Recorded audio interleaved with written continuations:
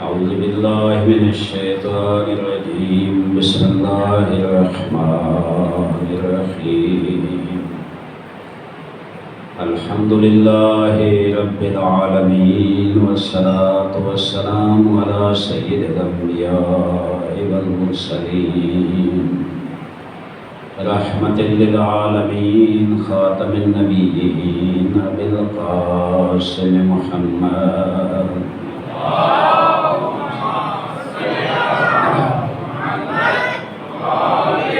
وعلى آله الطيبين الطاهرين المعصومين واللعنة الدائمة على أعدائهم أجمعين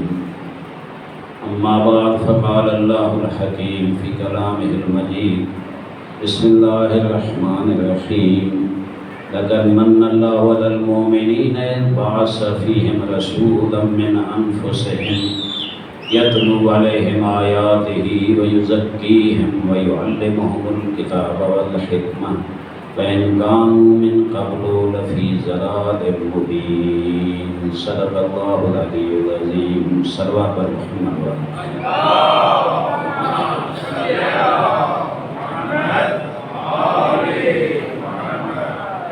مجلس کے آغاز سے پہلے عرض کروں گا کہ جمیع مومنین مرحومین مومنات شہداء اسلام علماء کرام اور خصوصاً سید ذیشان نقوی کے والد جناب سید سفیر حسین شاہ مرحوم اور والدہ سید منور نرمہ صاحبہ مرحومہ ان کے ایصال ثواب کے لیے وسورہ مبارک فاتحہ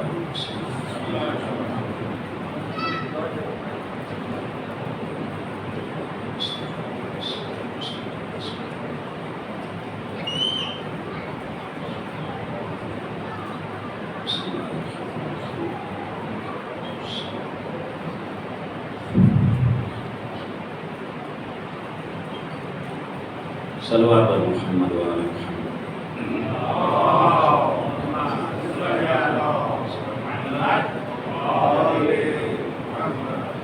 آج کی رات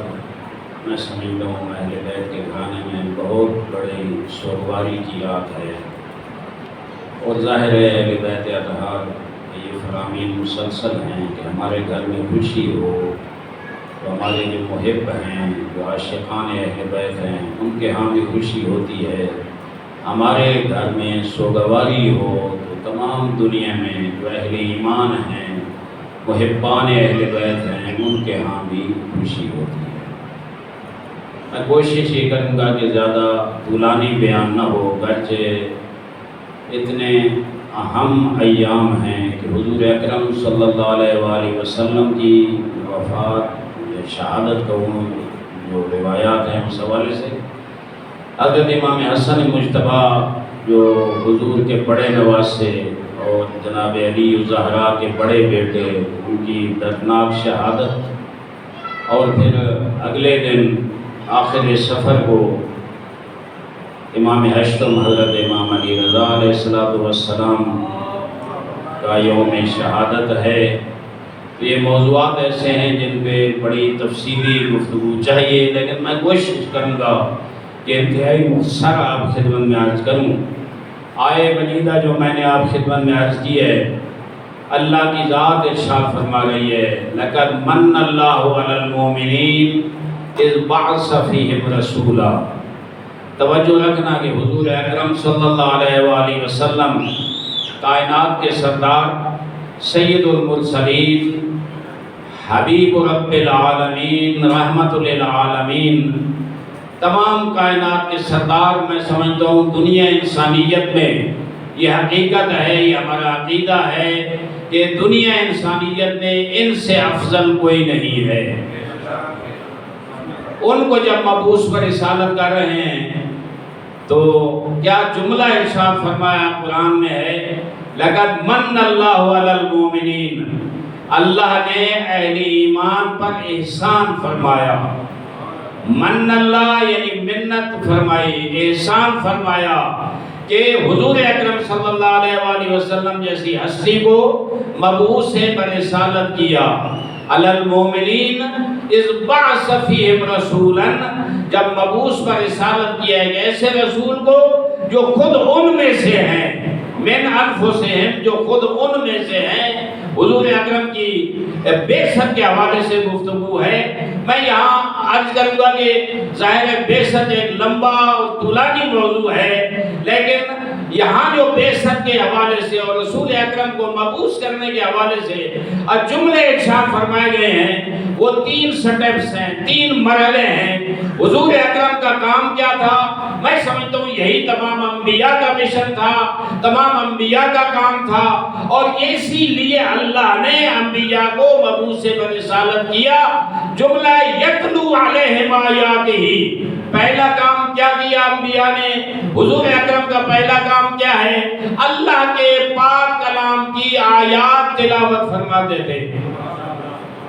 آج کل ظاہر ہے باتیں بڑی چل رہی ہیں، دیکھیں جہاں قرآن مجید کے حوالے سے ہے کہ افلا یتدبرون القرآن ام علی قلوب اقفالها، آپ قرآن میں تدبر کیوں نہیں کرتے ہو؟ کیا تمہارے دلوں پہ تالے لگے ہوئے ہیں؟ یقیناً قرآن کتاب فکر ہے، قرآن ایک نظریاتی کتاب ہے، قرآن دعوت دیتی ہے انسان کو بلندیوں پہ لے جانے کی، قرآن ہمارا منشور حیات ہے، انسان کے لیے آئین کامل قرآن مجید ہے جو اللہ نے وہ لا ریب کتاب محمد کے بے عیب سینے پر اتاری ہے۔ یہ کتاب اس کو تدبر کرنا، اس میں غور و فکر کرنا، اس میں سوچ و بچار کرنا، بلکہ اس حد تک ہے کہ اگر آپ قرآن کی تلاوت کریں گے اور ساتھ ساتھ اس میں تدبر کریں گے اور غور و فکر کریں گے، جہاں آپ کو علم حاصل ہوگا وہاں آپ کے ذہن کے دریچے کھلیں گے، وہاں آپ کو انسانی کمال حاصل ہوگا اور آپ جلدی کمال تک پہنچیں گے۔ لیکن بعض لوگ جو یہ کہتے ہیں آگے جناب نہیں، اگر تدبر نہیں کرو گے، اگر غور و فکر نہیں ہو تو صرف تلاوت کا کوئی فائدہ نہیں ہے۔ میں سمجھتا ہوں یہ بات انتہائی غلط ہے۔ ہمارے معاشرے میں بھی عام طور پہ یہ بات کی جاتی ہے کہ بعض لوگ صرف قرآن کی تلاوت کرتے ہیں، قرآن کو رٹا لگایا ہوا ہے اور قرآن میں غور و فکر نہیں کرتے۔ لیکن میں یاد کروں یہ سٹیپس ہیں، یہ بالتدریج حضور اکرم صلی اللہ علیہ وآلہ وسلم کی ذمہ داریاں لگائیں گے۔ بلکہ اگر میں تفصیل میں جاؤں، حضور اکرم پہ جب وحی نازل ہوتی تھی اور وہ بیٹھ کر خود اپنی زبان مبارک سے تلاوت فرماتے تھے، تو وہ دشمن جو قسم خوردہ دشمن تھے حضور اکرم کے اور دین کے مقابلے میں ہر جگہ روڑے اٹکاتے تھے، وہ آ کر چوری چوری ان ریت کے ٹینوں کے پیچھے حضور کی تلاوت سنا کرتے تھے، اور جب واپس جاتے تھے اپنی محفلوں میں اب یہ کہتے ہوئے سنے گئے کہ جو لذت اس محمد کی زبان میں ہے اور یہ جو قرآن پڑھتا ہے، جو آیات پڑھتا ہے، جو ان میں لذت ہے اور کسی چیز میں لذت نہیں ہے۔ صلوات پڑھیں محمد والے محمد۔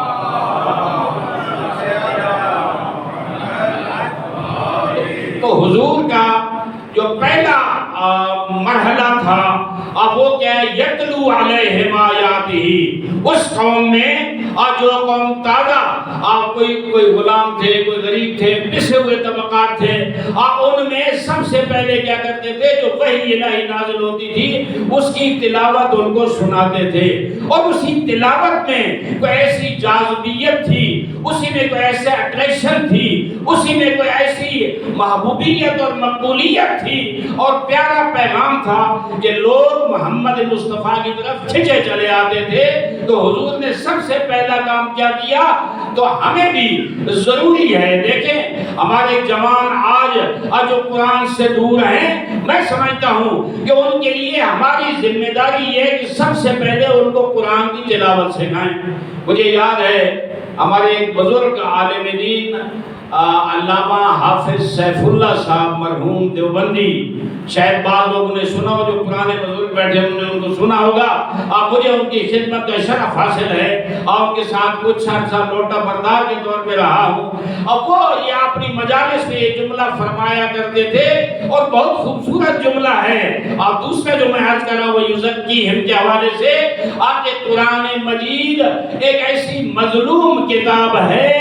آپ مثلاً فرض کریں وہ مثال دیتے تھے کہ ایک 10ویں کی انگلش کی کتاب ہو،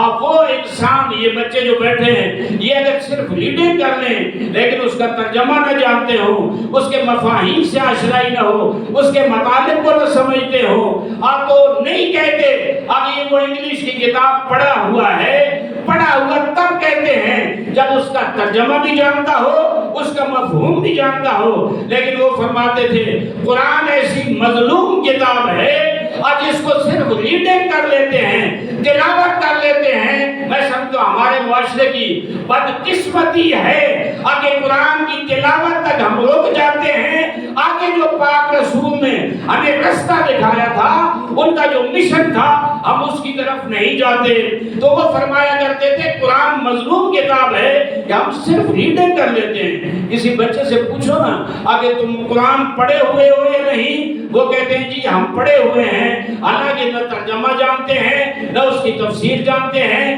نہ اس کی تعلیمات جانتے ہیں، نہ اس کا پیغام سمجھتے ہیں، لیکن کہتے ہیں کہ ہم قرآن پڑھے ہوئے ہیں۔ یہ بھی ہمارے معاشرے کی، ہماری سوسائٹی کی بدقسمتی ہے کہ ہم صرف اس پہ اکتفا کرتے ہیں کہ قرآن کی تلاوت کر لی، صبح اٹھا، آپ خدا کرے اس حد تک بھی ہو تو بڑی بات ہے کہ بچوں کو صبح اٹھائیں، نماز پڑھیں، نماز کے بعد قرآن کی تلاوت کریں۔ عام طور پر یہ بھی نہیں ہوتا، لیکن جہاں یہ ہوتا ہے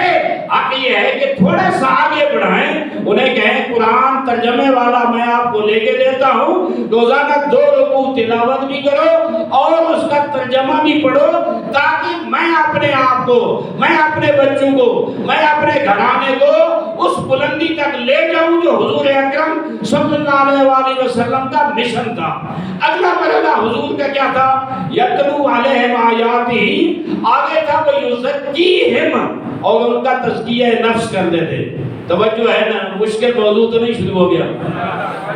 وَيُزَكِّيهِمْ، تزکیہ نفس۔ میں سمجھتا ہوں کہ اگر آپ دنیا کو تزکیہ نفس سکھایا ہے تو اہل بیت اطہار کے دروازے سے تزکیہ نفس ملا ہے۔ خدا شاہد ہے، وہ جو تزکیہ نفس اور وہ جو مناجات ہے، میں صرف اگر دعائے کمیل کے وہ جملے آپ کی خدمت میں پڑھوں، اور آپ سب جو مومن تشریف فرما ہے، یقیناً اللہ کی ذات کے ساتھ راز و نیاز کرنا، اللہ کی عبادت کرنا، اللہ کے سامنے بیٹھ کر وہ جملے دعائے کمیل کے پڑھ کے تلاوت کر کے ان کا ترجمہ پڑھ کے گریہ کرنا اور رونا اور مناجات کرنا، اب میں سمجھتا ہوں اب مکتب اہل بیت اور پھر مکتب اہل بیت کے پاس مناجات کی جو کتاب صحیفہ سجادیہ کے طور پہ موجود ہے، جس کو حضرت امام خمینی رحمت اللہ علیہ نے زبور آل محمد کے نام سے پکارا ہے، میں سمجھتا ہوں یہ مکتب اہل بیت کی میراث ہے۔ تزکیہ نفس جو ہمیں سکھایا ہے، اور ائمہ تحریر کے حالات زندگی، ان کے جو پاک اصحاب تھے، اب ان کی زندگی کا مطالعہ کریں، اب انہوں نے تزکیہ نفس کس طرح کیا ہے، اپنے اندر زہد و تقوی کس طرح پیدا کیا ہے۔ ہم بھی اگر اسی روش پہ چلیں، میں سمجھتا ہوں اگر دنیا امام محمد باقر علیہ السلام صلوات پڑھے محمد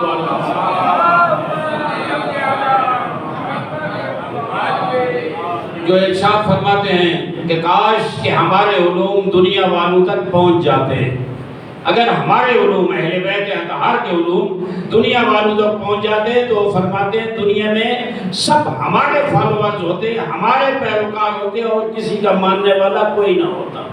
لیکن افسوس یہ ہے کہ وہ علوم، وہ کردار، وہ سیرت اہل بیت آگے پہنچی نہیں ہے، اور آج بھی ہماری ذمہ داری بنتی ہے کہ ہم وہ پہنچائیں آگے، اور وہ جو تزکیہ کا مرحلہ ہے اور وہ جو اللہ کا عشق ہے اور محبت ہے، میں سمجھتا ہوں اس کو آگے پہنچائیں، تو یہی سب سے بڑی خدمت ہے۔ اگلا مرحلہ آتا ہے وَيُعَلِّمُهُمُ الْكِتَابَ وَالْحِکْمَةَ، حضور اکرم سب سے پہلے حضور کی ذمہ داری کیا ہے؟ قرآن کی آیات کی تلاوت سنانا۔ دوسرا مرحلہ کیا ہے؟ تزکیہ نفس کرنا۔ میں اس مرحلے پہ روکتا نہیں ہوں، ورنہ دل چاہ رہا ہے کہ میں تزکیہ کے حوالے سے آپ خدمت میں کچھ عرض کروں، آگے بڑھنا چاہتا ہوں۔ یعلمہم الکتاب والحکمہ،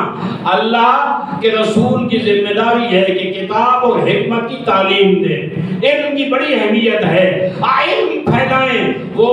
ظاہر ہے ہم تو یہ حدیث پڑھتے ہیں آگے اطلب العلم ولو بالسین، چین تک چلے جائیں تو علم حاصل کریں۔ چین میں کوئی علم دین نہیں ملتا، وہ مثال صرف چین کی دی ہے، مانا یہ نہیں ہے کہ چین جائیں، نہیں، یعنی دور دراز کسی نقطے میں بھی چلے جائیں، جہاں آپ کو علم حاصل ہوتا ہے وہاں پہنچیں اور علم حاصل کریں، چونکہ اسلام سب سے زیادہ علم پہ توجہ دیتا ہے۔ جو قوم علم کے زیور سے، تعلیم کے زیور سے آراستہ ہے، وہ قوم کامیاب ہے، ورنہ وہ قوم ناکام ہے۔ صلوات پڑھیں محمد والے محمد۔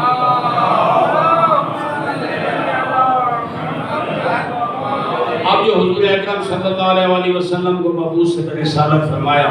اور اللہ نے فرمایا کہ میں تم پر احسان کر رہا ہوں، یہ ہم پہ احسان تھا حضور جیسی ہستی۔ اچھا، حضور اکرم صلی اللہ علیہ وسلم آپ مبعوث سے رسالت ہونے سے پہلے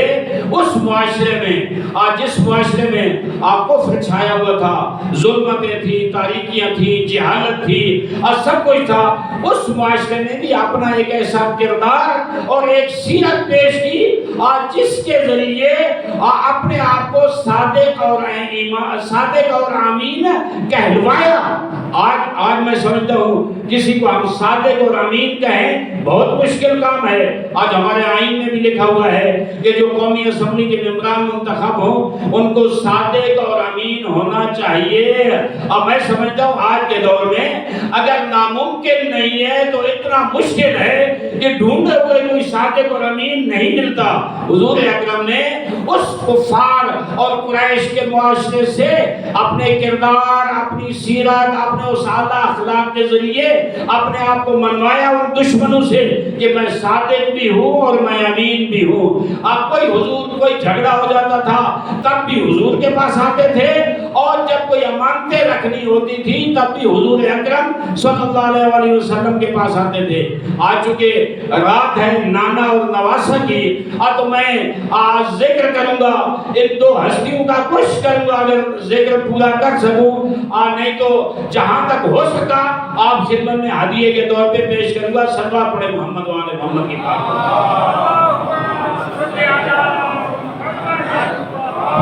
حضور اکرم کا یہ مقام جو میں نے کہا صادق اور امین، اور خداوند کریم قرآن مجید میں ارشاد فرماتا ہے وَمَا أَرْسَلْنَاكَ إِلَّا رَحْمَةً لِلْعَالَمِينَ۔ اگر قرآن کو کھنگالا جائے، اگر قرآن کی برگردانی کی جائے، اگر قرآن کی تلاوت کی جائے تو جگہ جگہ حضور کے قصیدے نظر آتے ہیں۔ حضور اکرم کے بارے میں کہیں یہ ارشاد فرماتا ہے وَمَا أَرْسَلْنَاكَ إِلَّا رَحْمَةً لِلْعَالَمِينَ، کہیں یہ ارشاد فرماتا ہے وَمَا أَرْسَلْنَاكَ إِلَّا شَاهِدًا وَمُبَشِّرًا وَنَذِيرًا، اے رسول میں نے تجھے شاہد اور بشیر و نذیر بنا کر بھیجا ہے۔ حضور کے بارے میں یہ اللہ کا کلام جگہ جگہ، میں اس لیے یہ کہوں گا اگر قرآن کو آپ کھنگالیں نا جو آپ تلاوت کرتے ہیں، اور انشاءاللہ آپ تلاوت کرتے ہیں اور ترجمہ بھی دیکھتے ہوں گے، تو اللہ کو اپنے اس حبیب سے اتنا عشق ہے اور اتنی محبت ہے کہ آپ پورے قرآن میں، اور ادب کتنا ہے، احترام کتنا ہے، پورے قرآن میں تمام انبیاء کا جو ذکر آتا ہے آپ اگر توجہ کریں گے، کہیں اللہ فرما رہا ہے باقی انبیاء کے نام لیتے ہوئے یا آدم اے آدم، کہیں یا نوح اے نوح، کہیں یا ابراہیم، کہیں یا یوسف، کہیں یا ہود، کہیں یا عیسیٰ، کہیں یا موسیٰ، ہر جگہ تمام یا صالح ہو یا ہود، سب کے نام لیتا ہے یا یوسف ہو، لیکن آپ نے کہیں نہیں دیکھا ہوگا آگے حضور اکرم کو قرآن میں ایک مرتبہ بھی کبھی کہا ہو یا محمد ہو۔ اب محمد نام نہیں لیا، کیا کہا؟ کبھی کہا یا ایھا النبی، کبھی کہا یا ایھا الرسول، اے میرے نبی، اے میرے رسول، اور کبھی یاسین کے لقب سے، کبھی طٰہٰ کہہ کے پکارا، کبھی نون والقلم کہہ کے پکارا، کبھی فرمایا یاسین والقرآن الحکیم انک لمن المرسلین۔ یہ انداز ہے اللہ کے نبی کو پکارنے کا، قرآن میں جگہ جگہ ہے لا ترفعوا اصواتکم فوق صوت النبی، ایک جگہ سورہ حجرات میں یہ جملہ ہے، اور ہر جگہ حضور کے ادب کے حوالے سے اللہ کی ذات ہمیں بتا رہی ہے اب یہ میرا وہ نبی ہے جو سید المرسلین بنا کے بھیجا ہے، جو رحمت للعالمین بنا کے بھیجا ہے، تو اس کا ادب رکھنا بھی آپ پہ فرض ہے۔ یہ کتنا بڑا نبی ہے، اللہ اپنے کلام سے، اپنے طریقہ کار سے آپ دنیا کو بتا رہا ہے کہ اس کا کہیں اگر حضور نے کوئی کالی کملی اوڑھ لی تو اللہ کا فرشتہ نازل ہو گیا، اور کیا خوبصورت جملہ کہا، یا ایھا المزمل، اے کملی اوڑھنے والا میرا حبیب۔ اگر کبھی کوئی کمبل اوپر اوڑھ لیا، کہا یا ایھا المدثر، اے کمبل اوڑھنے والا۔ یعنی اللہ کو اس کالی کملی سے بھی عشق ہے چونکہ اس کے حبیب نے اوڑھی ہے، اور اس کمبل سے بھی عشق ہے جو حضور اکرم صلی اللہ علیہ وآلہ وسلم نے اوڑھی ہے۔ یہاں سے میں توجہ دلاؤں گا کہ جب ان چیزوں سے عشق ہے جو حضور پہنتے تھے، حضور کے بالوں اور زلفوں سے عشق ہے، حضور کی کپڑوں سے عشق ہے، حضور کے ساتھیوں سے عشق ہے، مجھے بتائیں ان سب سے اگر عشق ہے تو جو حضور کے خون کے قطرے ہیں کیا ان سے عشق نہیں ہے اللہ کو؟ اس لیے حضور بار بار، میں یہاں ایک آیہ مجیدہ آپ خدمت میں عرض کروں گا، صلوات پڑھیں محمد والے محمد کی بات کرتے ہیں۔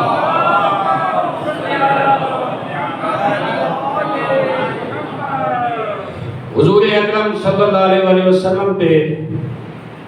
جو قرآن نازل ہوا وہ افضل الکتب ہے اور خاتم الکتب ہے۔ بڑی توجہ سننا، افضل الکتب ہے، تمام کائنات کی جو آسمانی کتابیں ہیں جتنی ہیں، کتب ہیں یا صحیفے ہیں جتنے ہیں، ان سب میں افضل بھی قرآن ہے اور خاتم الکتب بھی قرآن کریم ہے۔ اس سے افضل کوئی کتاب نہیں، اس کے بعد بھی کوئی کتاب نہیں آئی۔ خود حضور اکرم خاتم النبیین ہیں، انبیاء کے بعد اختتام نبوت حضور اکرم صلی اللہ علیہ وسلم پہ ہو گیا، اور جو دین حضور لے کے آئے وہ دین خاتم الادیان ہے، اس سے بڑھ کے کوئی دین نہیں ہے۔ اس لیے آپ دیکھیں پہلے جو 3 کتابیں آسمانی ہیں جو مشہور ہیں، ان میں کہیں بھی اللہ کی ذات نے گارنٹی نہیں دی کہ میں نے ان کو نازل کیا اور میں ان کو تحریف سے بچاؤں گا اور میں ان کی حفاظت کروں گا، لیکن حضور کے سینہ اقدس پہ جو کلام نازل ہوا قرآن کی صورت میں، اس میں حضور پہ یہ نازل کر کے اللہ ارشاد فرما رہا ہے، اِنَّا نَحْنُ نَزَّلْنَا الذِّكْرَ وَإِنَّا لَهُ لَحَافِظُونَ، ہم نے یہ قرآن نازل کیا ہے اور ہم نے ہی اس کی حفاظت کرنی ہے۔ یہ اللہ نے جو اپنے حبیب پہ کلام نازل کیا ہے، جو خاتم الکتب نازل کی ہے، اس کی حفاظت کی ذمہ داری بھی اللہ کی ذات خود لے رہی ہے۔ تو میں یہاں چاہوں گا کہ ظاہر ہے جہاں اس کتاب کی حفاظت خود لے رہی ہے اللہ کی ذات، وہاں حضور کے حوالے سے جو گارنٹی دے رہی ہے، یہاں بات آتی ہے عصمت کی کہ حضور معصوم ہے یا نہیں۔ اب میں عرض کروں کہ ہمارا یہ عقیدہ ہے الحمدللہ کہ حضور اکرم صلی اللہ علیہ وآلہ وسلم معصوم عن الخطا ہیں، ہر قسم کے گناہ سے پاک ہیں۔ میں 2 آیتیں آپ خدمت میں پیش کرنے جا رہا ہوں۔ اچھا، بعض مسلمانوں کا یہ عقیدہ ہے کہ جناب حضور صرف وحی کے مسئلے میں معصوم ہیں، وحی کے مسئلے معصوم ہے، باقی عصمت نہیں ہے، باقی ان سے غلطی ہو سکتی ہے، باقی ان سے کوتاہی ہو سکتی ہے، باقی ان میں کمزوریاں انسانی پائی جاتی ہیں، لیکن مکتب امام جعفر صادق، مکتب اہل بیت علیہ السلام کا یہ عقیدہ ہے، اور یہ عقیدہ قرآن کی روح سے ہے کہ جس دن 12 ربیع الاول یا 17 ربیع الاول کو حضور اس دنیا میں تشریف لائے، اس وقت سے لے کر 28 صفر تک حضور نے جو زندگی گزاری، خواہ حضور کا بچپن ہو، خواہ لڑکپن ہو، خواہ نوجوانی ہو، خواہ جوانی ہو، خواہ بڑھاپا ہو، خواہ حالت مرض میں ہو، خواہ حالت صحت میں ہو، خواہ سوئے ہوئے ہو، خواہ جاگ رہے ہو، جس حالت میں بھی ہو، جنگ میں ہو، ظلم بھی آپ خود جانتے ہیں 63 سالہ زندگی میں آپ کتنی حالتیں حضور میں آئی ہوں گی۔ ہمارا یہ عقیدہ ہے، الحمدللہ ہمیں فخر ہے اس عقیدے پہ، یہ عقیدہ ہے کہ حضور اکرم آپ 17 ربیع الاول سے لے کر 28 صفر تک حضور کی زندگی میں کوئی ایسا عمل نہیں ہے، کوئی ایسا فعل نہیں ہے، کوئی ایسا جملہ نہیں ہے، کوئی ایسا کلام نہیں ہے جو اللہ کی وحی کے مطابق نہ ہو۔ تمام زندگی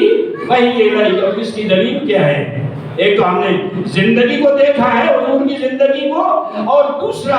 कुरान मजीद और सूरह नजम की आयत नंबर 3 और 4 पढ़ने अल्लाह इरशाद फरमा रहा है, माँ यंदे के तवज्जो रखना, बहुत ही कलीदी आयत है जो मैं आपके हुजूर तमाम दीन मुबीन इस्लाम का मेयार और महवर ये आयत है जो मैं आपसे खिदमत कर रहा हूँ। माँ यंदे वानिल हवा इन हुवा इल्ला वहयुन यूहा, मेरा ये हबीब वो है जो बोलता नहीं है जब तक मेरी वही न हो। बहुत बड़ी गारंटी है, बहुत बड़ा सर्टिफिकेट है, तवज्जो रखना। मेरा ये हबीब जुबान नहीं खोलता जब तक वही इलाही नाज़िल ना हो। मैं कहूँगा क़िबला साहब तशरीफ फरमा है, आप इनसे पूछ लें, कोई और अहले इल्म, कोई मक्का के अहले बैत के मदरसे का कोई तालिब इल्म, वो भी जानता है ये आयत मुतलक है, इसमें कोई कैद नहीं है। आगे हुजूर बचपन में बोले, हुजूर जवानी में बोले, हुजूर बुढ़ापे में बोले, हुजूर जवान सेहत में बोले, हुजूर बीमारी जहां भी जिस हाल में भी जैसे भी हुजूर बोले, और जो कुछ बोलेंगे वो वही इलाही के मुताबिक होगा।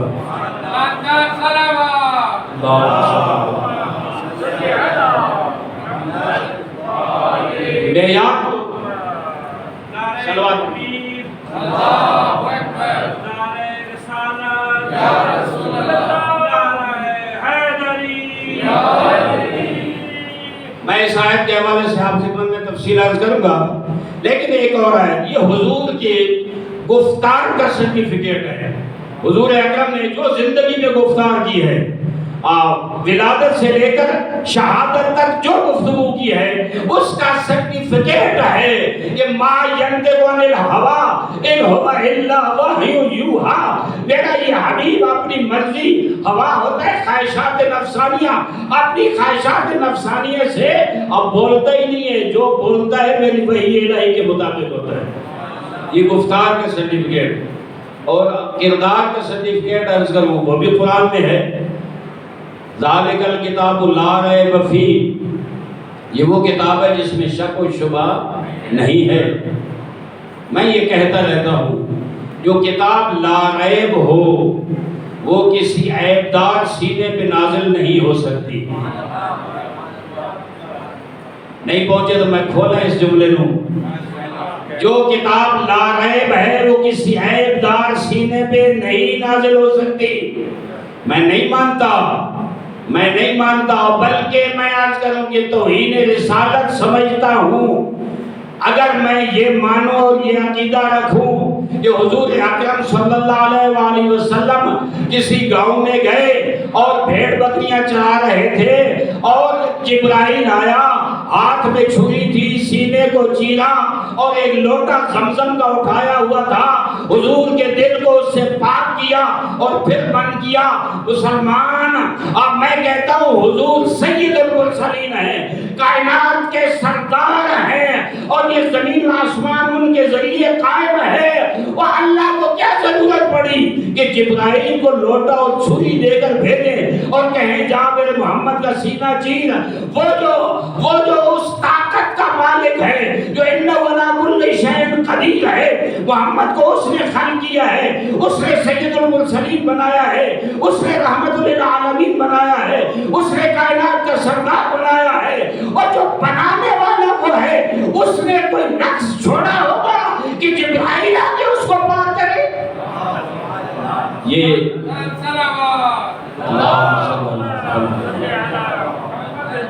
फिर मुझे तो तारीख में नहीं मिला,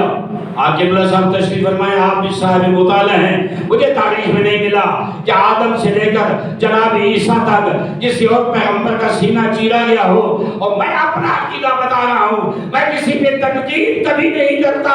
मैं तो इत्तेहाद और वहदत के अलमबरदारों से इंशाअल्लाह हूँ। अपना अकीदा बताना मेरा हक है, हमारा हर जगह ये मौक़िफ़ है कि अपना अकीदा छोड़ो नहीं, किसी के अकीदे को छेड़ो नहीं। ہم کبھی بھی نہیں چھیڑتے، لیکن اپنا عقیدہ ان جوانوں کو کیسے پتہ چلے گا کہ میرا عقیدہ میرے ائمہ نے، میرے پیشواؤں نے مجھے کیا عطا فرمایا ہے؟ تو میں یاد کروں الم نشرح لک صدرک ووضعنا عنک وزرک الذی، اور اس میں یہ نہیں ہے کہ جبرائیل کے ذریعے آئے گا اور اس قلب کو نورانی کرے گا، نہیں، اللہ وہاں یہ فرما رہا ہے کہ میں نے جو حضور کو پیدا کیا، میں جو انسان کامل، میں نے جو دنیا کا کامل ترین انسان، وہ نورانی انسان میں نے پیدا کیا، اس کو میں نے ہر قسم کے رجس سے پاک کر کے بھیجا ہے۔ اس لیے آیت تطہیر میں بھی یہی ارشاد فرما رہا ہے، اسی طرح آیت تسلیم میں بھی یہی کچھ ارشاد فرما رہا ہے۔ تو میں سمجھتا ہوں کہ حضور اکرم کا سینہ آج جب اس دنیا میں تشریف لائے تو بے عیب تھے، لذا بے عیب سینے پہ لا ریب کلام نازل ہوئے۔ صلوات پڑھ محمد وآلہ محمد۔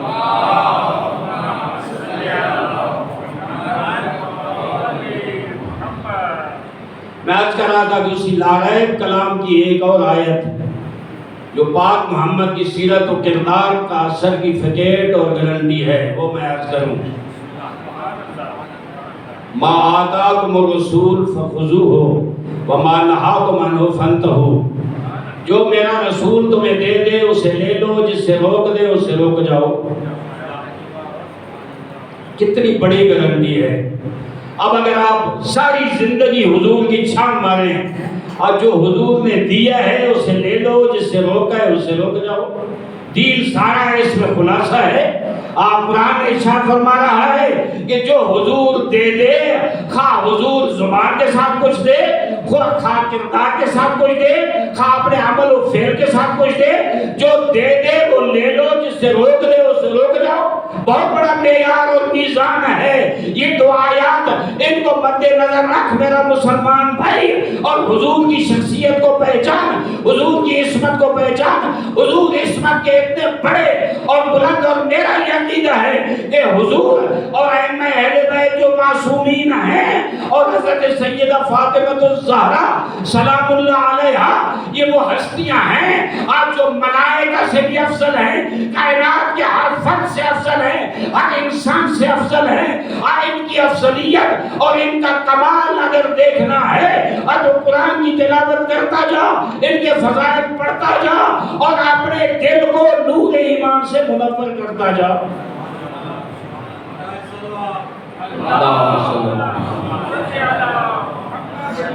آج کل میں عرض کروں کہ ظاہر ہے باتیں بڑی ہوتی ہیں، باتیں کرنے کا ہر کسی کو حق حاصل ہے، توہین کرنے کا حق کسی کو بھی حاصل نہیں ہے۔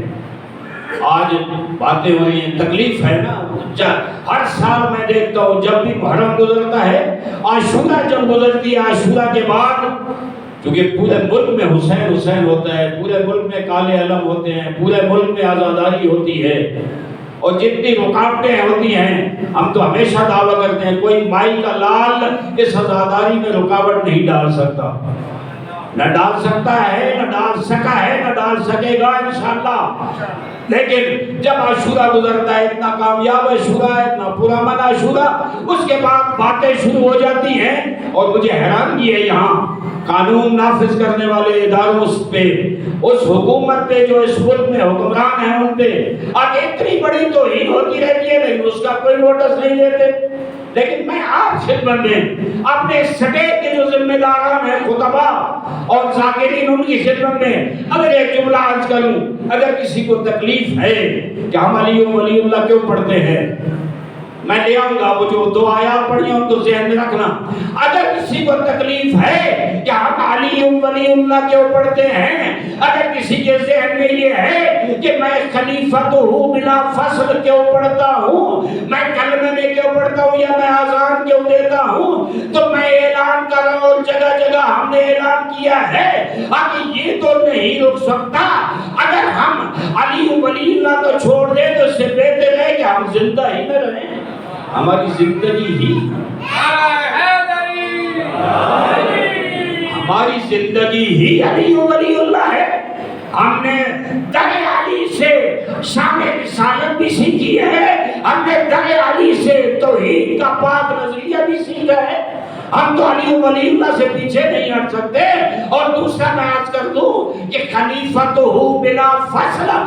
یہ میرا اپنا کوئی گھڑا ہوا عقیدہ نہیں ہے، یہ تشیع کی بنیاد ہے. اور وہ بنیاد بھی میں نے یا میرے بزرگوں نے اپنی طرف سے نہیں رکھی، بلکہ جو ما ینطق عن الہویٰ کا مصداق محمد مصطفیٰ ہے، اسی نے فرمایا تھا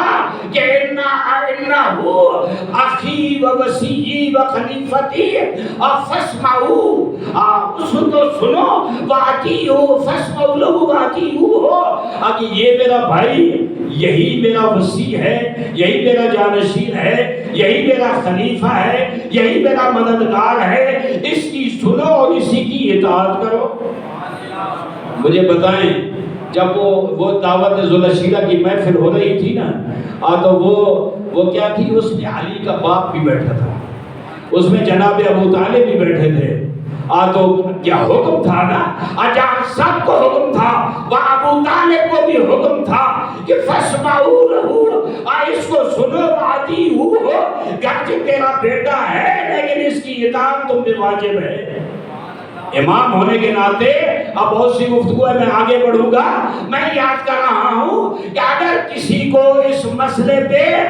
کوئی تکلیف ہے تو رہے. میں یہ کہہ چکا ہوں کہ میرا عقیدہ کسی اور کا عقیدہ کسی اور کا عقیدہ، میں کسی کے عقیدے کو چھیڑتا نہیں ہوں، اپنے عقیدے کو چھوڑتا نہیں ہوں، اور اپنے عقیدے کو چھیڑنے کی بے جا کسی کو اجازت بھی نہیں دیتا ہوں. چونکہ میں قائل ہوں کہ اللہ کا لا ریب کلام کہہ رہا ہے ما ینطق عن الہویٰ ان هو الا وحی یوحی. اور میں اللہ کی قسم اٹھا کے آج آپ کے سامنے اس منبر حسینی پہ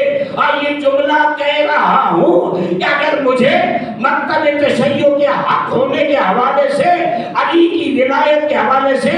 علی کے خلیفہ بلا فصل ہونے کے حوالے سے، قرآن و سنت سے میرے پاس دلائل نہ ہوتے، میں کبھی اس مکتبے نہ ہوتا. جرأت سے کہہ رہا ہوں میرے پاس وہ دلائل ہیں جس سے میرا ضمیر مطمئن ہے. اور عزیزان، میں آپ خدمت میں عرض کروں کہ یہ دلائل رکھنا واجب ہے. دیکھیں، ایک ہوتے ہیں اصول دین، ایک ہوتے ہیں فروع دین. جو اصول دین ہیں، صلوات پڑھے محمد والے محمد.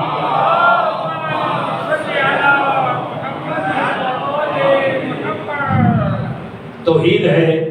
رسالت ہے، امامت ہے،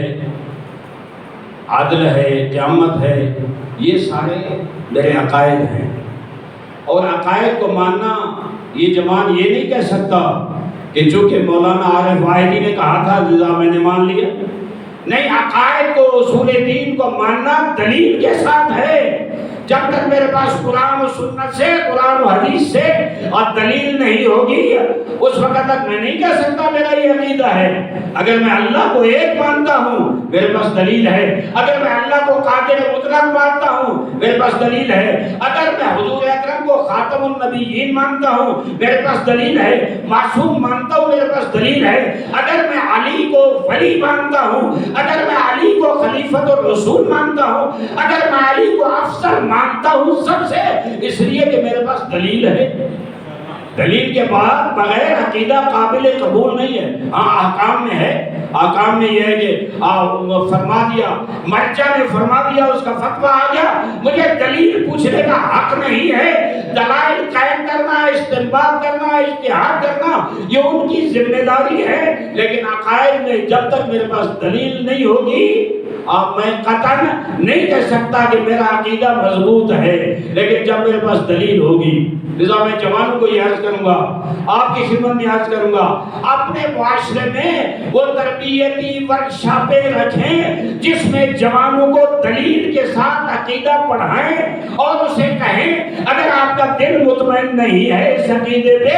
ان ادلہ و براہین پہ، تو آپ بتائیں، میں مزید آپ کو کسی عالم دین کے پاس لے جا کر دلائل دلواؤں گا تاکہ آپ کا عقیدہ مضبوط ہو. عقیدہ سنا سنایا نہیں ہوتا،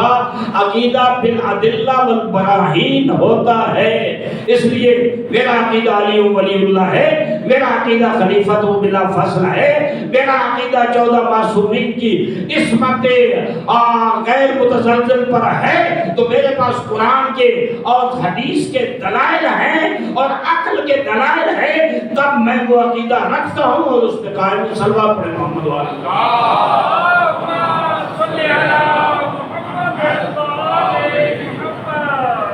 دیکھیں چونکہ ہم قرآن کی ان آیات کو مد نظر رکھ کے حضور اکرم صلی اللہ علیہ وسلم کو عصمت کے بالا ترین درجے پہ فائز سمجھتے ہیں، لذا ہم یہ کہتے ہیں کہ حضور اکرم اور حضور کے اہل بیت اطہار نے جو کچھ فرمایا وہ ہمارے لیے حجت ہے، چونکہ قرآن یہ کہہ رہا ہے ما ینطق عن الہوی ان ہو الا وحی یوحی۔ اب میں یہاں اگر یہ کہوں آپ خدمت میں کہ حضور اکرم نے جو یہ فرمایا کہ فاطمہ تو بضعۃ منی فمن سرہا فقد سرنی ومن آذاہا فقد آذانی، فاطمہ میرے جگر کا ٹکڑا ہے، توجہ رکھنا، فاطمہ میرے جگر کا ٹکڑا ہے، جس نے فاطمہ کو خوش کیا اس نے مجھے خوش کیا، جس نے فاطمہ کو تکلیف دی اس نے مجھے تکلیف دی۔ اس کا معنی یہ نہیں ہے کہ حضور کی چونکہ فاطمہ بیٹی تھی لذا یہ جملہ کہا۔ اگر میں حضور کے بارے میں یہ کہوں جس کے بارے میں قرآن فرما رہا ہے ما ینطق عن الہوی، وہ اپنی خواہشات کے مطابق بولتا ہی نہیں ہے، جو بولتا ہے وہ وحی الہی کے مطابق ہوتا ہے۔ اگر خواہشات کے مطابق بولتا، جب جناب سیدہ کے بارے میں یہ جملے کہے اس وقت حضور کے بیٹے بھی زندہ تھے، حق یہ تھا جو اپنے بیٹوں کے بارے میں بھی یہ جملہ کہتے، لیکن کسی تاریخ نے نہیں لکھا کہ اپنے بیٹوں کے بارے میں حضور نے کہا ہو کہ وہ میرے جگر کا ٹکڑا ہے، وہ بضعۃ منی، نہیں، صرف جناب سیدہ کے حوالے سے کہا۔ بہت سے دانشمندوں سے علماء سے میری گفتگو ہوئی، وہ کہتے ہیں کہ چھوڑیں آپ حضور نے اگر ایک چمچ یہاں سے اٹھا کر وہاں رکھا کیا یہ بھی وحی الہی کے مطابق تھی؟ میں نے کہا وحی الہی کے خلاف نہیں تھی، وحی الہی کے مطابق ان کی تمام زندگی تھی، لذا ان کی زبان اقدس میں جو جملہ آیا ہے کبھی بھی یہ نہ سوچنا کہ انہوں نے اپنی خواہشات کے مطابق کہا ہوگا،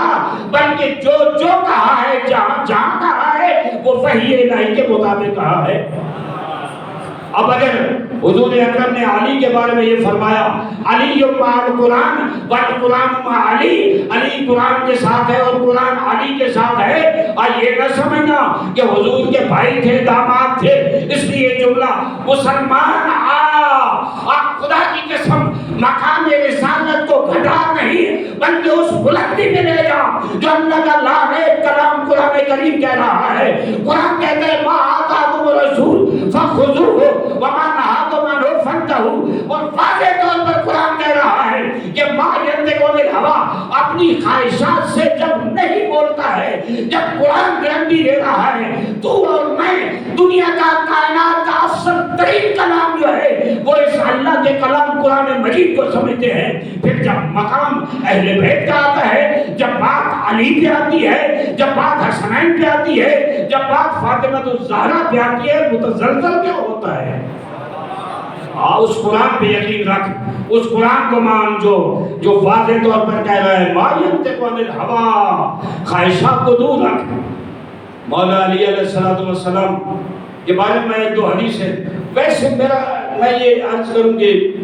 یہ جو آج کل شور ہے، صلوات پڑھے محمد والے محمد۔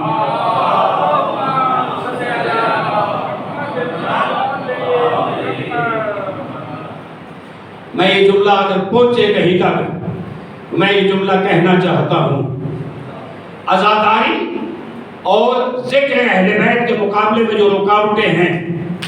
دنیا میں ہیں، لیکن میں اپنے ملک کی بات کر رہا ہوں، اس میں ہر کسی کی ذمہ داریاں، علماء کی ذمہ داریاں ہیں، عوام کی ذمہ داریاں ہیں۔ میں یہاں یہ کہوں گا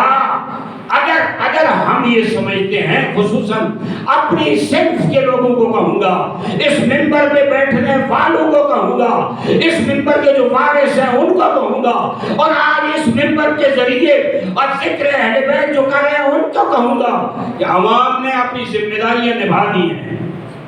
یہاں علماء و ذاکرین کانفرنس ہوئی ہے اسلام آباد میں، پیغام دیا گیا ہے کہ جتنی رکاوٹیں ہیں عزاداری کے مقابلے میں، جتنی رکاوٹیں ہیں مکتب اہل بیت کی ترویج اور تبلیغ کے حوالے سے، اس کے لیے ضروری ہے کہ پوری قوت کے ساتھ 40 میں نکلیں۔ اللہ کا شکر ہے میرے جوان نکلے، میرے نوجوان نکلے، میری قوم کے بچے نکلے، میری قوم کی مائیں بہنیں اور بیٹیاں نکلی، میرے قوم کے بوڑھے نکلے، میری قوم کے معذور لوگ ویل چیئر پر نکلے، اور انہوں نے سڑکوں پہ آ کر ایک پیغام دیا، حکمرانوں کو بھی دیا، ہر گروہ کو دیا، ہر طبقے کو دیا کہ یاد رکھ ہر زیادتی برداشت کر سکتے ہیں، مکتب اہل بیت کے مقابلے میں رکاوٹ یا عزاداری کے مقابلے میں رکاوٹ برداشت نہیں کر سکتے۔ یہ کس کا پیغام تھا؟ یہ ہماری عوام کا پیغام تھا، یہ ہماری ماؤں اور بہنوں کا پیغام تھا۔ جہاں ان کی ذمہ داری ہے، میں یہاں کہوں گا کہ جو سٹیج پہ بیٹھنے والے خطبہ اور ذاکرین کی ذمہ داری ہے، ان کو بھی اپنی ذمہ داری نبھانی چاہیے۔ میں اگر کہیں جاؤں مجلس پڑھنے، بے شک میں نہیں کہتا، میں کبھی اس موضوع پہ کبھی گفتگو نہیں کی، لیکن آج کا دور مجھے محسوس ہو رہا ہے آگے جو مسائل چل رہے ہیں، بہت سے مسائل سے، اور میں ذمہ دار آدمی اور میں آشنا ہوں، آگے جو دور آ رہا ہے اس سے محسوس ہو رہا ہے کہ ایک دفعہ پھر ملک میں بنی امیہ اور بنی عباس کے دور کو لایا جا رہا ہے، عزاداری کے راستے میں اور ذکر علی اور ذکر حسین کے راستے میں رکاوٹیں ڈالی جا رہی ہیں۔ یہ جو گروہ اٹھتے ہیں، میں ان کو کچھ بھی نہیں سمجھتا، میں سمجھتا ہوں کچھ قوتیں ہیں جو باقاعدگی سے یہ کام کر رہی ہیں۔ میں سمجھتا ہوں جہاں عوام کی ذمہ داری ہے اس عزاداری کو آگے بڑھانا، جہاں میری ماں بہنوں اور بیٹیوں کی ذمہ داری ہے جناب زینب اور جناب زہرا کی سیرت طیبہ پہ عمل کرتے ہوئے آگے لے جائیں، وہاں ہماری ذمہ داری اس سٹیج پہ خطابت کرنے والے اور اس سٹیج پہ مصائب اور فضائل پڑھنے والوں کی ذمہ داری آئے اور تم بھی اس علی ولی اللہ کو پھیلانے کے لیے، اس خلیفہ بلا فصل کے عقیدے کو آگے لے جانے کے لیے، توحید و رسالت کا جو علی نے نظریہ دیا ہے اس کو آگے بڑھانے کے لیے آئے ہم بھی عوام کے ہاتھ میں ہاتھ دیں اور ہم یہ کہیں کہ ہمارا رزق روزی ان مجالس سے نہیں چلتا۔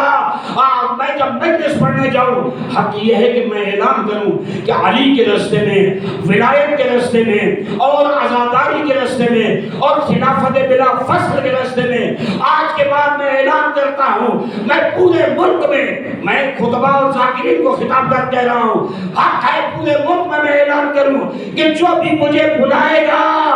کئی غریب لوگ ہیں دور دراز دیہاتوں میں سب کا احترام کرتا ہوں ان خطبہ اور ذاکرین کا، لیکن وہ بیچارے مجلس نہیں کرا سکتے، کس وجہ سے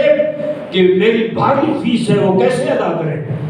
فلاں اہل علم کو اور فلاں ذاکر کو بلائے اور وہ اتنی بھاری فیس، ایک 45 منٹ کی مجلس، اب مجھے وہ 70-80 ہزار روپیہ یا 1 لاکھ روپیہ میں طے کروں گی دے، میں کہتا ہوں آئے آج علی ولی اللہ کے لیے قربانی کی ضرورت ہے، آئے آج ڈنکے کی چوٹ پہ اعلان کریں کہ مومنین پورے پاکستان کو پیغام ہے کہ آئے جہاں مجھے بلائیں گے مجلس کے لیے، اب میں پڑھوں گا علی کے نام پہ، اور جو آپ مجھے بیان دے دیں گے خوشی سے قبول کر دوں گا۔ یہ مکتب اہل بیت کی خدمت ہے، یہ مکتب اہل بیت۔ ہو سکتا ہے بعض لوگ ناراض ہوئے میری اس گفتگو سے، لیکن میرے دل کا ایک ارمان تھا کہ میں جملہ کہیں کہوں اور پیغام دوں۔ میں یہ پیغام دے رہا ہوں کہ آج جہاں عوام کی ذمہ داری تھی انہوں نے نبھائی، آج سٹیج پہ بیٹھنے والوں کی ذمہ داری ہے کہ وہ پیغام دے آج ہم اس عزاداری کو، اس ولایت علی ابن ابی طالب کو، مکتب اہل بیت کو پھیلانے کے لیے ہم اعلان کرتے ہیں پورے ملک میں کسی دور دراز گاؤں میں کوئی غریب آدمی بھی، مجھے مجلس میں بڑا آدمی ہوں گا، بڑا اور میرا بڑا نام ہوگا، میں بڑی اچھی مجلس پڑھتا ہوں گا، میں بڑی اچھی ولایت پڑھتا ہوں گا، میں بڑے اچھے مسائل پڑھتا ہوں گا، لیکن میں یہ اعلان کر رہا ہوں چونکہ تو علی کا ماننے والا ہے، چونکہ تو حسین کی مظلومیت پہ رونے والا ہے، لذا میں تیرے پاس آؤں گا، تو جو مجھے دے گا میں قبول کروں گا، لیکن ولایت علی سے پیچھے نہیں ہٹوں گا۔ نعرہ تکبیر، نعرہ تکبیر، نعرہ رسالت، نعرہ رسالت،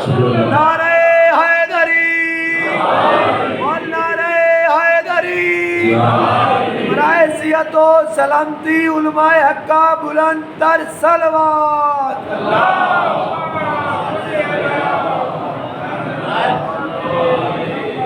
جب میرا یہ عقیدہ ہے کہ حضور جو کچھ فرماتے ہیں وہی الہی سے ہٹ کر کچھ بھی نہیں فرماتے، تو مجھے بتائیں نا، میں حضور کے تمام فرامین کو تولوں نا اس وحی میں، اس جملے میں جو اللہ نے ارشاد فرمایا ہے. اور کتنی بڑی فضیلت ہے. میں کہتا ہوں کہ وہ عام طور پہ سٹیج پہ پڑھا جاتا ہے، آگے جناب وہ کسی نے کہا مولا علی کو کہ میں بڑا غریب ہوں. انہوں نے کہا نہیں، آپ غریب نہیں ہیں، آپ کے سامنے خزانے رکھ دیں تو آپ ہماری ولایت سے پیچھے ہٹیں گے. وہ کہتے ہیں نہیں ہٹوں گا. پھر فرمایا آپ غریب تو نہیں ہیں، سمجھے، آپ غریب تو نہیں ہیں. لیکن میں ایک اور جملہ ما ینطق عن الہوا کے مصداق محمد مصطفیٰ کی زبان اقدس سے کہنا چاہتا ہوں.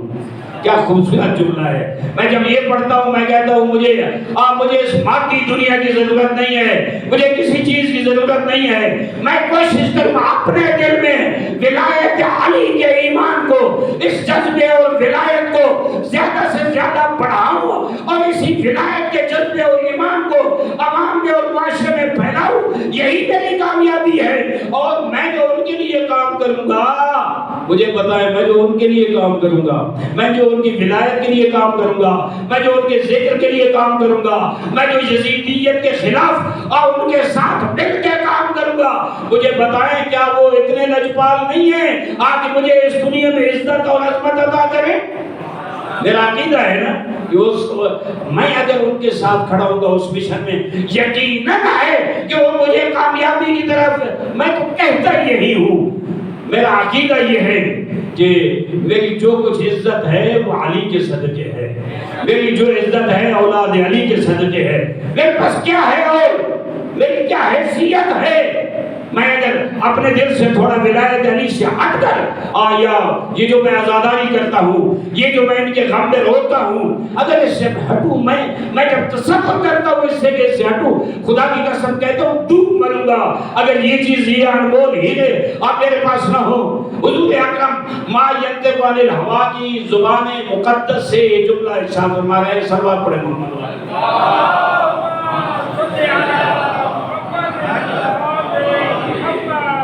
اگر تھک گئے ہو تو میں بس کر دوں.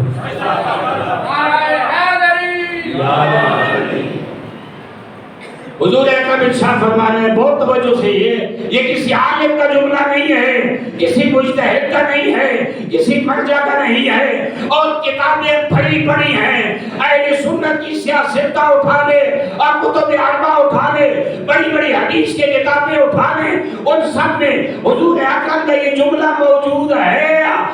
ما من عبد عبد اللہ عز وجل مثل ما قام نوح. اگر کوئی شخص اتنی زندگی میں عبادت کرے جتنی حضرت نوح کو عمر نصیب ہوئی ہے. توجہ ہے، موضوع آگے تو میں سنا رہا ہوں. مثل ما قام نوح، حضرت نوح کی جو زندگی ہے نا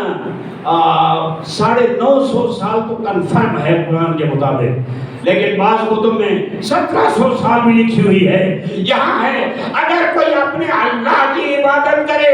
اتنا جتنا حضرت نوح نے قیام فرمایا یا حضرت نوح کی زندگی تھی اتنی زیادہ عبادت کرے اور روزے رکھے، عبادتیں کرے اللہ کی، اور اگر اس کے پاس احد کے پہاڑ جتنا سونا اور چاندی موجود ہو اور وہ اللہ کی راہ میں خرچ کر دے، توجہ ہے نا، وہ مدافی عمری ہی، اور اس کی عمر کو اتنا لمبا کر دیا جائے کہ 1000 حج وہ اپنی زندگی میں علی قدمے ہے اپنے قدموں پہ کرے، یعنی چل کے 1000 حج اپنی زندگی میں کرے. وَقُتِلَ بَيْنَ الصَّفَا وَالْمَرْوَةِ فِي سَبِيلِ اللَّهِ مظلوماً، اور صفا اور مروہ کے درمیان سعی کرتا ہوا اللہ کی راہ میں مظلوم مارا جائے. ثُمَّ لَمْ يَوْلِكَ يَا عَلِي، اے علی پھر اگر وہ تیری ولایت نہ رکھے گا اللہ یشرب رائحۃ الجنہ، اور جنت تو دور کی بات ہے، جنت کی خوشبو بھی وہ نہیں छू सकेगा।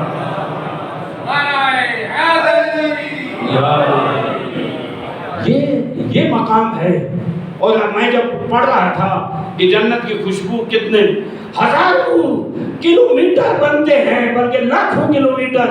जहाँ तक जन्नत की खुशबू पहुँचती है। यानी ऐसा शख्स जो सारी जिंदगी ये इबादतें करे लेकिन अली की मोहब्बत में रखता हो, अली की विलायत में रखता हो, अब जन्नत तो दूर की बात है, उसे तो जन्नत की खुशबू भी नसीब नहीं होगी। ये मकाम है। ये जो विलायत दिल में रखता हो, ये जो खुद विलायत रखता हो और जो विलायत फैलाता हो, जो विलायत आवाम तक फैलाता हो, जो विलायत वो क्या जुमला है, सलवात पढ़े मोहम्मद वाले मोहम्मद की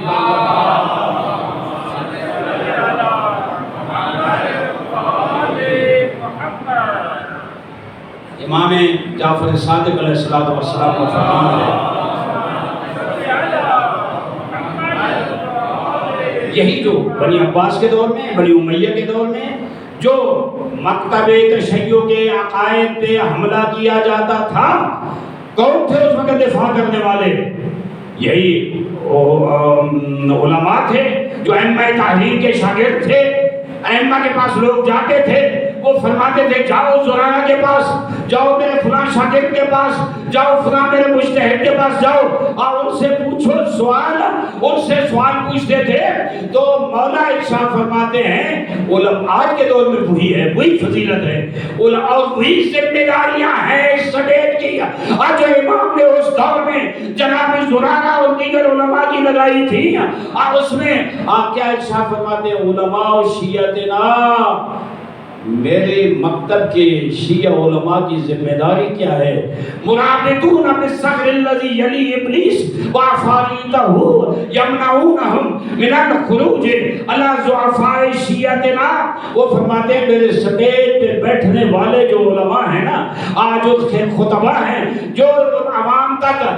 ये दीन पहुंचाने वाले या मकतब अहले बैत की तालीमात, और वो कौन हैं? वो मुहाफिज हैं उस सरहद के जहाँ एक तरफ मेरे मजलूम शिया रहते हैं और दूसरी तरफ वो रहते हैं जो इनके अकायद पे हमला आवर होने के लिए आए रोज इल्मी और नजरियाती हमले करते हैं। और वो जब हमले करते हैं तो उनके मुकाबले में मुहाफिज हमारे यही लोग हैं जो मेरे मजहब की तबलीग करने वाले हैं। तो मुझे बताएं, मुझे मेरा कितना बड़ा अजर है कि इमाम सादिक अलैहिस्सलातु वस्सलाम, अगर मैं मकतब अहले बैत की तरवीज करूं, अगर उनकी तालीमात को आम करूं, अब वो जो फरमान है मेरे बारे में जुमले, ये कोई कम मकाम है, ये कोई कम इज्जत है, ये कम अजमत है? तो मैं समझता हूँ ये जो मादी दुनिया है, सलवात पढ़े मोहम्मद वाले मोहम्मद की बात,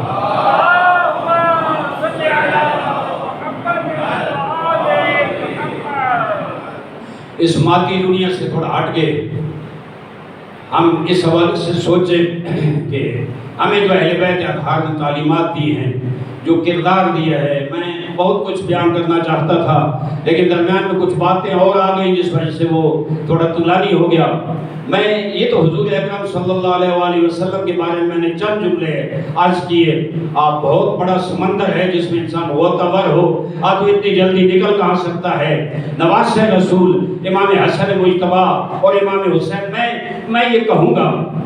कि जब भी आप मजलिस सुने, जब भी किसी अहले इल्म की महफिल में बैठें, जब भी किसी खतीब और जाकिर को सुने और जब उनकी जुबान से कोई जुमले हुजूर से नकल हो तो लाजमी ये ज़हन में रखा करें और तौला करें इस आयत में मा यंतिक़ु अनिल हवा इन हुवा इल्ला वह्युन यूहा। तो आए हुजूर अकरम और इमाम हसन और इमाम हुसैन के बारे में जो जुमले इरशाद फरमा रहे हैं, क्या खूबसूरत जुमले हैं। अल हसन वल हुसैन इमामान आदिलाने कामा और कादा। हसन और हुसैन मेरे ये दो बेटे आदिल इमाम हैं, खा जंग करें या सुलह करें। मैं ये कहता रहता हूँ इमाम हसन अलैहिस्सलाम के बारे में मैं और ज़्यादा गुफ्तगू नहीं कर सकता, टाइम ख़त्म है। मैं सिर्फ ये कहता रहता हूँ कि लोग कहते हैं ना सुलह कर ली और वो जनाब बदी हुकूमत किसी के हवाले कर दी। मैं कहता हूँ तारीख पढ़ो, सुलह में है क्या। आप लोगों को भी दावत देता हूँ कि सुलह का जो वो बंद है 5-6, अब वो पढ़े कि इमाम हसन ने क्या लिखा था और किस तरह बेनुकाब किया उनको। اس میں ایک جملہ یہ لکھا تھا، ایک بند اس میں یہ تھا آگے، اپنے بعد کسی کو خلافت نہیں دو گے، اپنا ولیعہد کسی کو نہیں بناؤ گے، یہ کام مسلمانوں کے ذمہ چھوڑو گے۔ یہ جملہ اب بے نقاب کرنے کے لیے کافی ہے، اب میں اس پہ زیادہ گفتگو نہیں کرتا، لیکن یہاں یہ جملہ کہتا ہوں، امام حسن مجتبی کا یہ کردار کربلا کی بنیاد ہے، یہ کردار کربلا کی بنیاد ہے۔ کیوں؟ اگر امام حسن یہ کردار نہ اپناتے، امام حسن یہ شرائط رکھ کے اور ان کو بے نقاب نہ کرتے تو کربلا کبھی کامیاب نہ ہوتا۔ کربلا جب بپا ہوا، امام حسین نے بپا کیا اور وہ مشن لے کے مدینہ سے نکلے، اور تو دنیا کے سامنے وہ جو امام حسن کے ساتھ صلح ہوئی تھی اور ان کے چہرے بے نقاب ہو چکے تھے۔ بے نقاب کس نے کیے؟ علی الزہرا کے بڑے بیٹے نے کیے، رسول کے بڑے نواسے نے، اور ان کو بے نقاب کیا۔ وہ بے نقاب ہوئے اور تب جا کر امام حسین، یعنی یہ ائمہ طاہرین الحمدللہ، اب وہ جو حدیث بیان کی جاتی ہے، اولنا محمد، آخرنا محمد، اوسطنا محمد، بل کلنا محمد، ہم سب کے سب محمد ہیں، اور یقین ہے پاک مصطفیٰ سے لے کر امام زمان تک باقی ساری دنیا ان کے جملوں میں، ان کے فرامین میں، ان کے اقوال میں، ان کے نظریات میں اختلاف ہوتا رہتا ہے، لیکن آپ کہیں نہیں دیکھیں گے کہ ائمہ اطہار کے اقوال میں، نظریات میں، عقائد میں کہیں ایک کا نظریہ دوسرے سے ٹکراتا ہوا نظر آئے نہیں۔ ہر دور کی مصلحت کے مطابق جو اقدام کیا گیا وہ امامت کی ذمہ داریوں میں سے تھا، اور اگلے امام نے اسی مشن کو لے کر آگے بڑھایا۔ تو میں اسی لیے میں کہتا ہوں کہ یہ پیغمبر اسلام، میں اس دن سن رہا تھا، ایک بڑے جید عالم دین گزرے ہیں، آپ لوگ ان پہ اعتراض بھی بڑے ہیں، ڈاکٹر اسرار احمد صاحب، لیکن انہوں نے بڑا قیمتی جملہ کہا۔ انہوں نے کہا حضور اکرم کے بعد، ظاہر ہے حضور سے پہلے انبیاء کے حوالے سے جو ہمارا عقیدہ ہے وہ ہمارا ہے، لیکن حضور کے بعد جو انہوں نے کہا کہ جتنے اہل بیت ہیں، جتنے صحابہ کرام ہیں، جتنے اولیاء اللہ ہیں، جتنے قطب و ابدال ہیں، جتنے محدثین ہیں، جتنے فقہا ہیں، ان میں سب سے زیادہ افضل علی ابن ابی طالب کی ذات ہے۔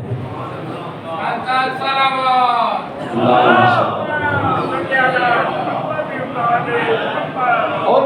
میرا یہ عقیدہ ہے نا، میں اس سے کیسے پیچھے ہٹوں؟ کوئی اگر کہے کہ میں یہ عقیدہ رکھوں، میں خلیفۃ بلا فصل علی ابن ابی طالب کو کہوں، یا میں اپنے مولا علی کو افضل کہوں، اور تو کسی کی توہین ہوتی ہے۔ میری نیت کسی کی توہین کی نہیں ہے، اور میرا مسئلہ یہ ہے کہ میرا عقیدہ جو اہل بیت کے در سے مجھے ملا ہے، میں اسے نہیں چھوڑ سکتا۔ اور پھر ایک اور جملہ قیمتی آپ کو جوانوں کو دے دیتا ہوں جو صاحب مطالعہ ہیں، جو اس فیلڈ میں کام کرتے ہیں۔ میں نے کئی جگہ کہا ہے لیکن مجھے اس کا جواب نہیں ملا۔ مجھے حضور کے بعد قبلہ، یہ میں بڑے چیلنج سے یہ بات کر رہا ہوں، حضور اکرم کے بعد، اور میں نے بڑوں سے کی ہے، مجھے اس کا جواب نہیں ملا ہے۔ میں کہتا ہوں حضور کے بعد مجھے کوئی ایک دکھاؤ، صحابہ کرام سے ہو، اولیاء اللہ سے ہو، محدثین سے ہو، فقہاء قطب ابدال سے ہو، مجھے کوئی ایک دکھاؤ جس نے آج تک دعویٰ کیا ہو کہ میں علی سے افضل ہوں۔ یہ نکتہ یاد رکھنا، پوچھو جو کہتے ہیں نا کہ علی سے بھی کوئی افضل ہے، میں یہ پوچھنا چاہتا ہوں کہ بڑی خوشی سے لوگ تو کہتے ہیں ہم علی کے غلام ہیں، ہم اہل بیت کے غلام ہیں، مجھے کوئی ایک دکھاؤ آج جس نے دنیا میں یہ دعویٰ کیا ہو کہ میں علی سے افضل ہوں۔ کسی نے آج تک دعویٰ نہیں کیا۔ دیکھیں مقدمہ ہوتا ہے نا، ایک مقدمہ، اس میں گواہ پیش کیے جاتے ہیں، ہوتے ہیں، لیکن اس میں ایک مدعا ہوتا ہے، ایک مدعی ہوتا ہے۔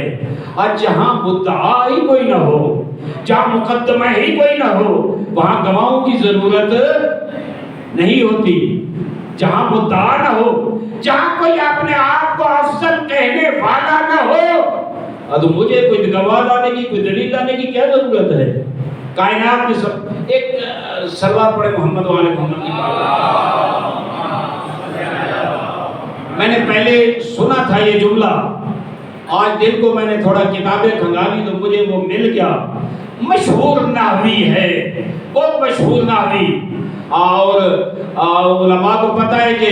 آج اس وقت نحو کے مسائل میں کسی کا حوالہ دیا جاتا ہے نا، آگے وہ اختلاف ہو گیا، ظاہر ہے علمی مسائل ہیں، گرامر کے مسائل ہیں، ان میں اختلاف علمی ہوتا رہتا ہے، جب اختلاف ہو جائے تو کہتے ہیں جناب خلیل نحوی کا یہ جملہ ہے، لذا میرا موقف مضبوط ہے، خلیل نحوی بہت بڑا نحوی گزرا ہے۔ اس سے سوال ہوا علی ابن ابی طالب کی ولایت کے حوالے سے، اس نے پوچھا کہ مجھے بتاؤ کیا کوئی ہے جو دعویٰ کرے کہ میں علی سے افضل ہوں؟ کوئی ہے تو مجھے بتاؤ۔ جب کوئی نہیں ہے پھر کہا کہ آیا کبھی یہ دیکھا ہے کہ علی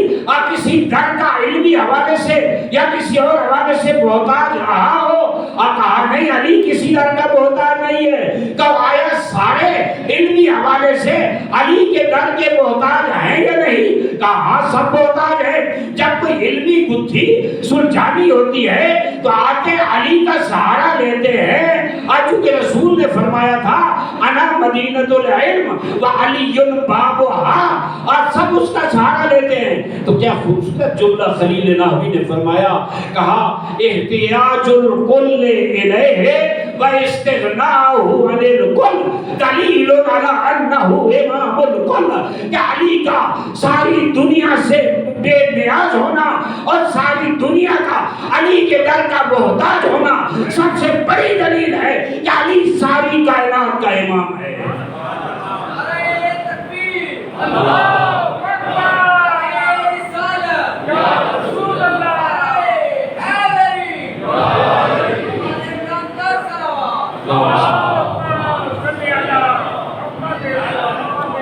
میں بہت معذرت چاہتا ہوں، ٹائم تھوڑا زیادہ ہو گیا۔ میں 2 سال سوائس سوسائٹی میں ہوں، 2 سال سے، اور آج پہلی دفعہ قبلہ صاحب نے کئی دفعہ حکم فرمایا، میں مصروفیت کی وجہ سے معذرت چاہی، پہلی دفعہ حاضر ہوا تو شاید اتنا حق بنتا تھا کہ میں گھنٹے سے تھوڑا زیادہ ٹائم لے جاؤں۔ صلوات پڑھیں محمد وآل محمد کی بات۔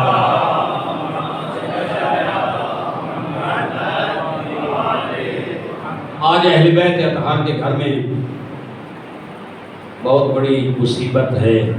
بہت بڑی سوگواری ہے، بہت بڑی عزاداری ہے۔ ہم بھی عزادار ہیں اسی لیے کہ ہم اہل بیت کے ماننے والے ہیں، ان کے غم میں رونے والے ہیں، اور جہاں ان کے ہاں خوشی ہوتی ہے ہم بھی خوشی مناتے ہیں، جہاں غم ہوتا ہے ان کے گھر میں تو ہم بھی غم مناتے ہیں۔ کتنا مشکل مرحلہ ہوگا، آپ توجہ رکھیں کہ حضور اکرم صلی اللہ علیہ وسلم کی رحلت کا وقت آیا اور جناب زہرا موجود تھی، کیا لاڈلی بیٹی تھی۔ میں نے وہ جملہ آپ خدمت میں عرض کیا کہ فاطمہ تو بضعۃ منی، اور وہ مقام تھا جناب فاطمہ کا کہ حضور مدینے سے باہر جاتے تھے تو پہلے فاطمہ سے رخصت ہوتے تھے، جب مدینے سے واپس آتے تھے تو پہلے فاطمہ کے دروازے پہ آتے تھے۔ حضور جس وقت آخری لحظات تھے، روایات میں اختلاف ہے وفات و شہادت کے حوالے سے، لیکن جب آخری لحظات تھے تو ان کے پاس جناب زہرا سلام اللہ علیہ موجود تھی، اور ایک مرحلہ وہ آیا کہ دروازے پہ دق الباب ہوا، حضور اکرم کی تھوڑی آنکھ لگ گئی، تو جناب سیدہ نے کہا جا کے کہ حضور اکرم آرام فرما رہے ہیں، لیکن پھر تھوڑی دیر بعد اس نے دق الباب کیا۔ جناب زہرا حضور اکرم کے ساتھ بیٹھی تھی، زہرا کی آنکھوں سے آنسو کا قطرہ گرا، حضور کے چہرے انور پہ آیا، حضور جاگے اور کہا میری بیٹی زندگی میں کس نے رلایا ہے، میری زندگی میں تجھے کس نے رلایا ہے؟ کہا یا رسول اللہ پتہ نہیں کون ہے، میں کہہ رہی ہوں میرے بابا آرام فرما رہے ہیں، لیکن پھر بھی وہ دروازے پہ دستک دے رہا ہے۔ حضور نے رو کے فرمایا بیٹی یہ وہ ہے جو کسی دروازے پہ دستک نہیں دیتا، زہرا یہ تیرے گھر کی عظمت ہے، آگے تیرے گھر پہ دستک دے رہا ہے۔ وہ آنا چاہتا ہے، وہ ملک الموت ہے، وہ میری روح قبض کرنا چاہتا ہے، میں کہوں گا یا زہرا آپ یا حضور اکرم کے پاس موجود ہیں، حضور کی قبض روح ہو رہی ہے، اس دروازے پہ ملک الموت دق الباب کر رہا ہے، اجازت لے رہا ہے تیرے بابا کی روح قبض کرنے کی۔ احترام اتنا ہے کہ بغیر اجازت کے اندر نہیں آ رہا۔ اے زہرا اس وقت تیرا حال کیا ہوگا؟ اور جس وقت اسی دروازے پہ کچھ لوگ لکڑیاں لائیں گے اور جلائیں گے اور کہا جائے گا کہ اس گھر میں تو زہرا موجود ہے، تو جواب میں کہا جائے گا ہے تو بے شک ہو، ہم تو اس گھر کو جلائیں گے۔ میں یہاں ایک جملہ عرض کرنا چاہتا ہوں، جب زہرا پہ دروازہ گرایا گیا اور زہرا کے بچے چھوٹے چھوٹے تھے، جناب زینب سلام اللہ علیہا یہ تو وہی مظلوم بی بی ہے، یہ وہ کوئی غم زدہ اور سوگوار بی بی ہے، یہ وہ مصیبت زدہ بی بی ہے۔ اور جب رسول اکرم کی رحمت ہوئی یہ ماں کے غم میں برابر بھی شریک تھی، اور جس وقت ماں پہ دروازہ گرایا گیا ماں کی پسلیاں زخمی ہوئی اور دروازے کو آگ لگی، علی و زہرا کی بیٹی اور یہ ظلم اپنی ماں پہ دیکھتی رہی، فقط روتی رہی، اور اگلا مرحلہ کیا آیا آپ توجہ رکھیں کہ جس وقت علی کو ضربت لگی اور میرے مولا علی کو اٹھا کے گھر میں لے آئے، یہی زہرا تھی اور جو زخموں پہ پٹیاں باندھ رہی تھی اور ماں بابا وہاں مظلوم آگے نعرے لگا رہی تھی، اور علی زینب کے بارے میں تسلیاں دے رہے تھے، کبھی حسین کو بلا رہے تھے، کبھی عباس کو بلا رہے تھے، کبھی حسن کو بلا رہے تھے، اور میرے قبلہ آج پھر وہ رات آ گئی اور جو زینب کی امتحان کی رات ہے۔ آپ توجہ کریں، حسن جیسا بھائی ہو اور زہر مل جائے اور کشت میں ٹکڑے آ رہے ہو اور جگر کٹ کٹ کے اور خون فوارے کی طرح حسن کے منہ سے رواں دواں ہو اور زینب کے ہاتھ میں کشت ہو، وہ اندازہ کریں کسی بہن کے لیے کتنا مشکل مرحلہ ہوتا ہے جب بھائی کو زہر مل جائے، بھائی کا جگر کباب ہو رہا ہو، خون کے ٹکڑے باہر آ رہے ہو اور بہن کشت لے کے بیٹھی ہو، حسین بھی بیٹھے ہیں، حسین رو رہے ہیں، امام حسن حسین کو تسلی دیتے ہیں، حسین روتے کیوں ہو؟ حسین نے کہا بھائی جان آپ کا جگر کباب ہو گیا،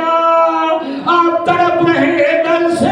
آپ کے لیے رو رہا ہوں۔ حسن نے کہا یا ابا عبداللہ لا یومک یومک یا حسین، حسین تو رو نہیں، اور تیرے ساتھ کربلا میں جو ہونا ہے وہ میرے ساتھ تو نہیں ہوا، اور میں مر رہا ہوں، میں اب میرا جگر کباب ہو رہا ہے، لیکن میرے پاس کھانا بھی موجود ہے، میرے پاس پانی بھی موجود ہے، اور میری بہن اور بچے بھی موجود ہیں، اور میرا بھائی بھی موجود ہے، لیکن حسین عاشور کو جب تیرا وقت آئے گا دشمن تیر مار رہا ہوگا لیکن تو پیاسا ہوگا، اور تیری بیٹی کو تماچے لگ رہے ہوں گے، اور میرے قبلہ آج اس وقت یہ منظر تھا، مجھے بتائے اس بہن کا کیا حال ہوگا جب بھائی کا جنازہ وہ گھر سے روانہ کیا ہوگا۔ مجھے تعجب ہے اور بڑا دکھ ہے، علی و زہرا کے بیٹوں کی قسمت کیا ہے؟ کربلا میں ایک جنازہ اور تیروں کے اوپر تھا، اور دوسرا جنازہ جب اٹھا روایت میں ہے جب گئے اور 70 تیر پیوست ہوئے، جناب غازی عباس نے اور تلوار نیام سے نکالی، حسین نے لوگ کے کہا غازی ویر اور تلوار اٹھانے کی اجازت نہیں ہے، میرے بھائی حسن نے روکا تھا، اور جب وہ جنازہ نکلا وہاں سے پہلا مظلوم ہے جس کے گھر سے 2 دفعہ اس کا جنازہ نکلا، مجھے بتائیں علی کی بیٹی پہ کیا گزرا ہوگا؟ وہ بھائی کو صحیح سالم واپس کیا، اور جب بھائی کا جنازہ واپس آیا اور ساتھ بیٹھ کے اس بھائی کے جنازے سے اور تیر نکال رہی ہے بھائی کے خون سے اور کفن سرخ ہو گیا. میں کہتا ہوں زینب تیری قسمت، حسن تیری قسمت، حسین تیری قسمت. اللہ لعنت اللہ علی القوم الظالمین. ماتم حسین. تمام مومنین سے التماس کی جاتی ہیں پاک امام کا پرسہ سن کے جائیں.